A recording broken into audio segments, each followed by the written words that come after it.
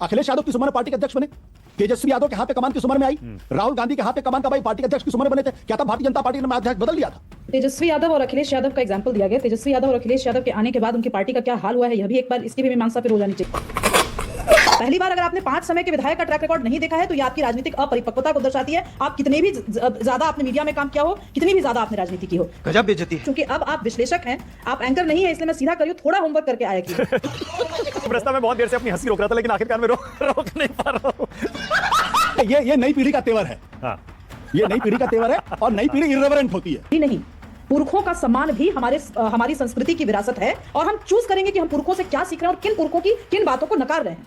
तो ये जो झूठ परोसा जाता है कि जिस कांग्रेस पार्टी में कांग्रेस का प्रवक्ता नहीं हूं, चल झूठा। इस बात में कौन सा प्रोपेगेंडा है जो आपने बोल दिया आशुतोष जी? देखिए आपने ना चूंकि मीडिया में काम किया और ओल्ड मीडिया में काम किया, नैरेटिव बाजी मेरे साथ मत खेलिए। नहीं, ये बौद्धिक मक्कारियां हैं और शब्द की बात हो रही है। मक्कार बोलिए, बौद्धिक मक्कारी कहा म्यूजिक।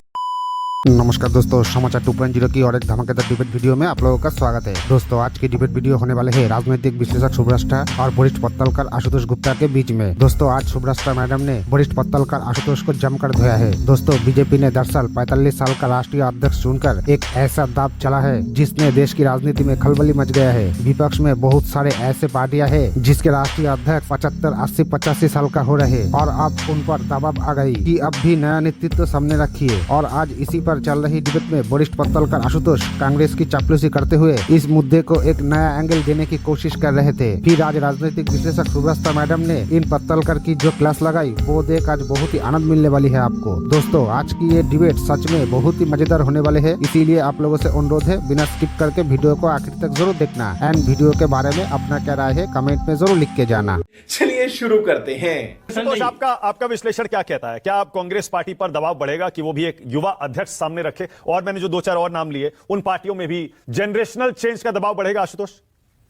मानक पहले तो ये इस बात पे तय कर लिया जाए कि नितिन नवीन जी जो है वो वाकई में पार्टी के अध्यक्ष हैं और सारे फैसले वो खुद करेंगे, ऐसा मान के चलें क्या? इस पे एक सहमति हो जाए हमारे पैनल में, और वो नरेंद्र मोदी जी की बात को भी नहीं मानेंगे अगर वक्त लगेगा, या अमित शाह जी की बात को भी नहीं मानेंगे अगर वक्त लगेगा। तो अगर यह सहमति बन जाए तो मुझे लगता है अपने आप में बड़ा क्रांतिकारी कदम होगा, क्योंकि पार्टी अध्यक्ष तो प्रधानमंत्री के पद से भी ऊंचा होता है पार्टी के अंदर कम से कम। तो नितिन नवीन जी जब पार्टी के अध्यक्ष बनेंगे तो सारे फैसले वो करेंगे और उनकी बात ना तो नरेंद्र मोदी जी टाल पाएंगे ना अमित शाह जी टाल पाएंगे। अगर ये स्थिति है तब तो मैं मानूंगा कि बड़ा ही क्रांतिकारी कदम है। लेकिन क्या ऐसी स्थिति है क्या? जैसे मल्लिकार्जुन खड़गे जी के बारे में कहा जा रहा, हाँ। उम्र तो उनकी 82 साल है, क्या सारे फैसले वो करते हैं? कौन करता है? सारे फैसले राहुल गांधी करते हैं, ये सबको मालूम है। हाँ। ये कोई छिपी हुई बात नहीं है। हाँ। तो भारतीय जनता पार्टी के अंदर होता वही है जो एक आदमी चाहता है, उनका नाम है नरेंद्र मोदी। अमित शाह की भी नहीं चलती है, मैं ये बहुत डंके की चोट पे कहता हूं इस बारे में। तुम्हें कैसे पता चला? तुम्हें कैसे पता चला? और यही दिक्कत कांग्रेस पार्टी के साथ हुई। जब आप लाइटवेट लोगों को सामने लेकर आने लगते हैं तो जो पार्टी के काबिल लोग होते हैं वो डिमोरलाइज होने लगते हैं, और यह हर संस्था में यही होता है। कांग्रेस की स्थिति इसलिए हुई क्योंकि इंदिरा गांधी ने ऐसे ऐसे लोगों को आगे बढ़ाया जिनकी कोई जमीन नहीं थी, जिनका कोई जड़ नहीं था, और अंत में कांग्रेस कहां पहुंच गया आप अच्छी तरीके से जानते हैं। क्या वही स्थिति भारतीय जनता पार्टी के अंदर हो रही है? पर कोई तो वजह होगी ना आशुतोष कि 45 साल का अध्यक्ष बनाया बीजेपी ने, कुछ तो रणनीति होगी ना, कोई मैसेजिंग होगी। अब रणनीति यह है कि किसी एक नेता के लिए आगे के सारे रास्ते खोले जा रहे, साफ किए जा रहे हैं, कि जब उनका वक्त आए तो कोई आदमी खड़े होकर उनका विरोध न कर सके। सीधी सी बात है, मैं नाम नहीं ले रहा हूं, लेकिन जो समझदार वो जानते हैं अच्छी तरीके से मैं क्या कह रहा हूं। आप कहाँ थे ज्ञानी बाबा? सुप्रीम कोर्ट का जज अगर 65 साल की उम्र रिटायर करता है तो इस देश के नेताओं को भी 65 साल की उम्र रिटायर होना चाहिए, मेरी तो ये राय है। लेकिन एक चीज मैं और कहना चाहता हूं, अखिलेश यादव किस उम्र में पार्टी के अध्यक्ष बने? तेजस्वी यादव के हाथ पे कमान किस उम्र में आई? राहुल गांधी के हाथ पे कमान का भाई पार्टी के अध्यक्ष किस उम्र में बने थे? क्या था भारतीय जनता पार्टी ने अध्यक्ष बदल दिया था? ओके, सुब्रष्टा बोलिए।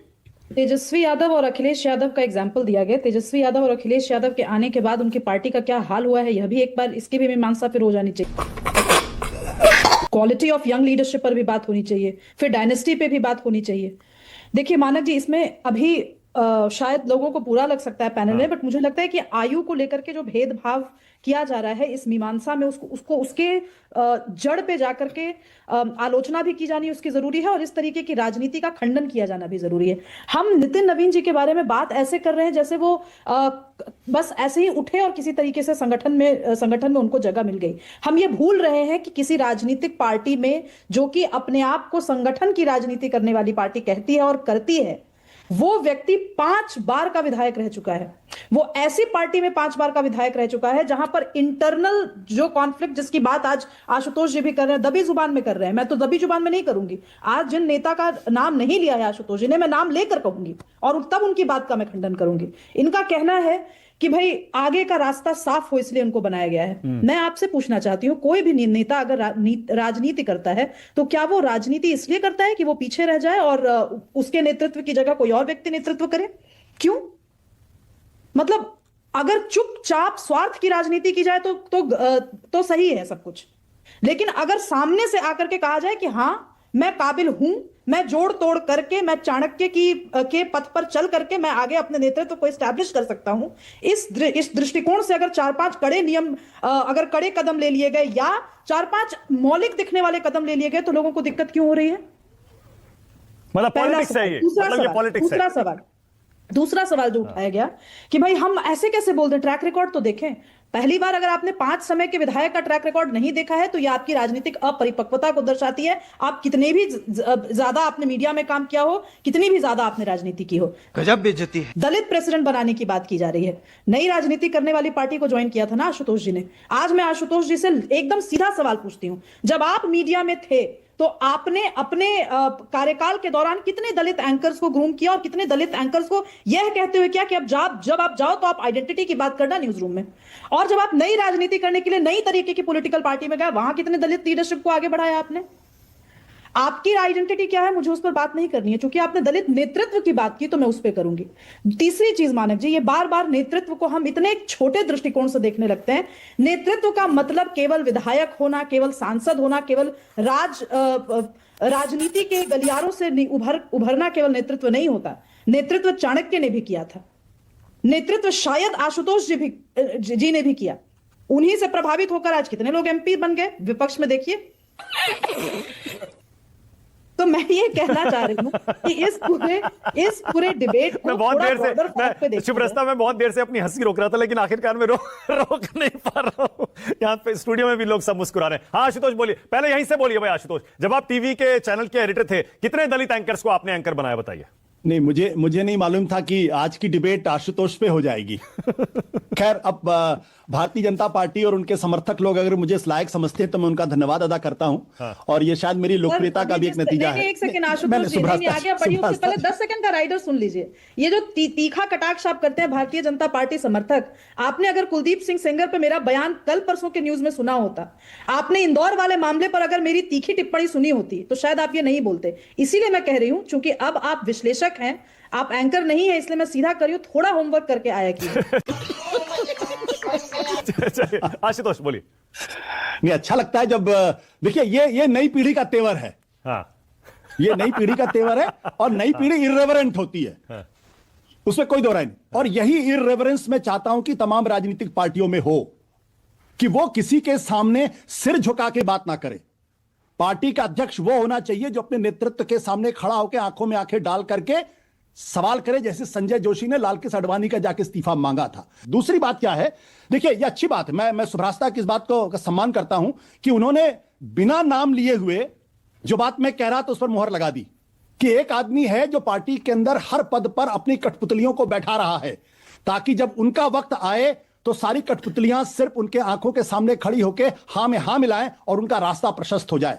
मुझे इसमें कोई दिक्कत नहीं है, ये राजनीति है। लेकिन जब राजनीति पार्टी की कीमत पर की जाती है, विचारधारा की कीमत पर की जाती है, तब पार्टियों का वही हश्र होता है जो कांग्रेस पार्टी का हुआ, क्योंकि यही गलती इंदिरा गांधी ने की थी। इतिहास में आप देखिए, पंडित जवाहरलाल नेहरू ने कभी अपने कंटेम्परेरी से कभी उन्होंने खौफ नहीं कहा, इसलिए उसमें अंबेडकर भी थे। उसमें एक मिनट, मैंने बीच में नहीं टोका, प्लीज, मैंने बीच में नहीं टोका। और मुझे मालूम है कि जवाहरलाल नेहरू का नाम सुनते ही आजकल लोगों को आग लग जाती है। हिपोक्रेसी की भी सीमा होती है। नेहरू जी की कैबिनेट में बाबा साहब अंबेडकर थे या नहीं थे? श्यामा प्रसाद मुखर्जी थे या नहीं थे, सरदार पटेल थे या नहीं थे, कितने स्टालवर्ड्स लोग थे। दूसरा, अटल बिहारी वाजपेयी की कैबिनेट। अटल आडवाणी की मैं इसलिए इज्जत करता हूं क्योंकि उन्होंने हर राज्य के अंदर बहुत ही शानदार लीडरशिप पैदा की। आज तो मैं पार्टी, भारतीय जनता पार्टी के 5 जनरल सेक्रेटरीज का नाम नहीं बता सकता हूं क्योंकि कोई है ही नहीं, सिर्फ एक आदमी की चलती है। तो जब इतना बड़ा नेता, जब नहीं, कांग्रेस देखिए, कांग्रेस की चर्चा मैं इसलिए नहीं कर रहा हूं क्योंकि वो वक्त आएगा उसकी भी चर्चा करूंगा, आज चूंकि बीजेपी भी चर्चा हो। मैं ये सवाल पूछ रहा हूं कि गांधी क्यों बड़े थे? क्योंकि गांधी के साथ सुभाष चंद्र बोस, सरदार पटेल, छत्रपति राजगोपालाचारी, जवाहरलाल नेहरू, मोतीलाल नेहरू, एक गैलेक्सी ऑफ लीडरशिप थी। तो भारत को उनके जाने के बाद ओके, शुभ्रस्ता जवाब देना चाह रही है। हाँ, शुभ्रस्ता बोलिए, उसके बाद स्टूडियो में आ रहा हूं। देखिए, हाँ, मानक शुभ्रस्ता जी, अभी मजा आएगा ना भिड़ो। मानक जी, मुझे लगता है कि जब युवा आवाज उठाता है तो उसको बहुत आसानी से कह दिया जाता है कि असम्मान का भाव उनमें होना चाहिए, अवज्ञा का भाव होना चाहिए। जी नहीं, पुरखों का सम्मान भी हमारी संस्कृति की विरासत है और हम चूज करेंगे कि हम पुरखों से क्या सीख रहे हैं और किन पुरखों की किन बातों को नकार रहे हैं। जब डॉक्टर भीमराव अंबेडकर चुनाव लड़ रहे थे, जब उन्होंने बंबई से चुनाव लड़ने का फैसला लिया, तो उनके खिलाफ कांग्रेस ने किस नेता को खड़ा किया और उसके पीछे पूरी ताकत झोंकने वाले नेता कौन थे? अंबेडकर से तो बड़ा दलित विमर्शक और दलित लीडर तो कोई पैदा नहीं हुआ। तो अगर इतना ज्यादा साहचर्य था वैचारिक असहमति से, तो फलने फूलने देते अंबेडकर को। दूसरी बात, गांधी जी के साथ जो नेहरू का हमेशा से विवाद रहा, उसको वैचारिक मानकर खारिज कर दिया जाता है। जी नहीं, ये केवल वैचारिक नहीं था, ये एक सोची समझी रणनीति थी, स्ट्रैटेजी थी, जिनके तहत जवाहरलाल नेहरू को सिर्फ अपने स्वार्थ, अपने परिवार, अपनी परवरिश, उसके हिसाब देश को ले जाना था। बात तो सही है। नहीं तो आज जो हम ग्राम स्वराज की बात कर रहे हैं, आज जी राम जी स्कीम की हम बात करते हैं, इस तरीके की स्कीम में जवाहरलाल नेहरू को लॉन्च करनी चाहिए थी, लेकिन जवाहरलाल नेहरू सिर्फ अर्बनाइज कर रहे थे। अब स्टूडियो अगेन, मैं इसको नेहरू पर नहीं ले जाना चाहती इस डिबेट को। वापस लौटते हैं इस चर्चा पर। आज नहीं, आज ये कहा गया कि क्यों जिस लीडर की बात हो रही है वो सभी आवाजों को दबाना चाहते। नहीं, अगर आप नाम लेकर अब कह रही हो, मैंने कहा, वादा किया था मानक जी कि मैं नाम लेकर बात करूंगी। श्री अमित शाह जी पर जो इतनी बड़ी अटकल लगाई जा रही है, क्या आपने श्री अमित शाह जी के तत्वावधान में भारतीय जनता पार्टी ने जिस तरीके के एरियाज को भेद करके सरकार बनाई है भाजपा ने, आप उसको नजरअंदाज कर सकते हैं क्या? ये दबी जुबान में कटाक्ष करना बड़ा आसान है। 8 स्टेट्स नॉर्थ ईस्ट की जब चुनाव हुए, वो चुनाव जीते गए, और ये वो शख्स है जो अपनी भरी बीमारी, उस समय बहुत बीमार रहा करते थे, आज तो उनकी हेल्थ काफी सही है, भरी बीमारी में वो व्यक्ति घंटों महीनों उस जगह पर कैंप करके काम कर रहा था। कौन सा कांग्रेस नेता काम कर रहे हैं आपके? ओके, अब स्टूडियो में ला रहा हूं डिबेट को। कितने लोग गए वहां पर? पंकज शर्मा और विजय कंपैरिजन करते हैं तो फिर तरबूज का और सेब का कंपैरिजन मत कीजिए। Okay, alright. तरबूज का कंपैरिजन तरबूज से कीजिए। अभी बाबा साहब अंबेडकर को लेके गलत बात कही गई। बाबा साहब अंबेडकर जब चुनाव हारे तो उन्होंने, अशोक गोपाल ने अपनी किताब में लिखा है, 18 जनवरी 1952 को एक चिट्ठी बाबा साहब अंबेडकर ने लिखी थी, जिसमें उन्होंने कहा था कि उनको हराने में S.A. डांगे और सावरकर की भूमिका थी। उसके बाद चुनाव हारने के बाद उनको राज्यसभा में कांग्रेस पार्टी लेकर आई थी। बाबा साहब अंबेडकर के पास इतने एमएलए नहीं थे, इतने MP नहीं थे कि वो उनको जिताकर राज्यसभा में ले आती। तो ये जो झूठ परोसा जाता है कि जिस कांग्रेस पार्टी में, कांग्रेस का प्रवक्ता नहीं हूं, चल झूठा, लेकिन जिस कांग्रेस पार्टी ने उनको कैबिनेट मिनिस्टर बनाया, जिस कांग्रेस पार्टी ने उनको कॉन्स्टिट्यूएंट असेंबली में ड्राफ्टिंग कमेटी का चेयरमैन बनाया, उसको आप खारिज कर दीजिए। और जिस बाबा साहब अंबेडकर को गालियां दी जाती थी हिंदू कोड बिल के समय में, पुतले जलाए जाते, तो कौन लोग जलाते थे सब जानते हैं। रुक, तेरे को बताते तेरी काउंटर तो मैं करूंगी। आपने लगातार स्टेटमेंट ट्विस्ट किया है मेरा, चाहे वो अमित शाह जी के बारे में हो, चाहे अभी वाली बात हो। मैंने अमित शाह का नाम नहीं लिया, गलत फैलाया गया। क्या अमित शाह का नाम नहीं लिया, आपने नहीं लिया। क्या 1992 में अमित शाह का नाम, माफ करिएगा, क्या 1992 में अंबेडकर जी ने बॉम्बे नॉर्थ सेंट्रल से लोकसभा चुनाव नहीं लड़ा? अगर लड़ा और नेहरू जी बहुत ही ज्यादा सम्मान करते थे और दलित लीडरशिप को आगे बढ़ाना चाहते थे, तो नारायण साधोबा काजलोलकर को क्यों खड़ा किया उनके खिलाफ? पूरी मशीनरी क्यों लगा दी? क्यों अंबेडकर जी चुनाव हार गए? इस बात में कौन सा प्रोपेगेंडा है जो आपने बोल दिया? आशुतोष जी देखिए, आपने ना चूंकि मीडिया में काम किया और ओल्ड मीडिया में काम किया, नैरेटिव बाजी मेरे साथ मत खेलिए। मैंने एक बार नहीं कहा है कि नितिन नवीन जी एक रबर स्टैंप लीडर बनेंगे और उनको रबर स्टैंप लीडर के रूप में अमित शाह जी ने आगे किया। इसलिए ये सब जो मक्कारी है ये मेरे साथ प्लीज मत कीजिए। ये बौद्धिक मक्कारियां हैं। नहीं, ये बौद्धिक मक्कारियां हैं। Choose your words carefully. और आज का युवा अगर इर्रेवरेंट है ना इस तरीके के आशुतोष 20 सेकंड, आशुतोष 20 सेकंड। लेकिन सर आपको मालूम है कि मैं मक्कार नहीं। आपको मालूम है कि भारतीय जनता पार्टी के ऐसा नहीं होता है भाई साहब। नहीं, बस शब्द की बात हो रही है, मक्कार नहीं। हाँ बोलिए आशु, बोलिए। बौद्धिक मक्कारी कहा सुब्रास्ता उम्र में छोटी है, इसलिए मैं म्यूजिक बंद करो हाथ जो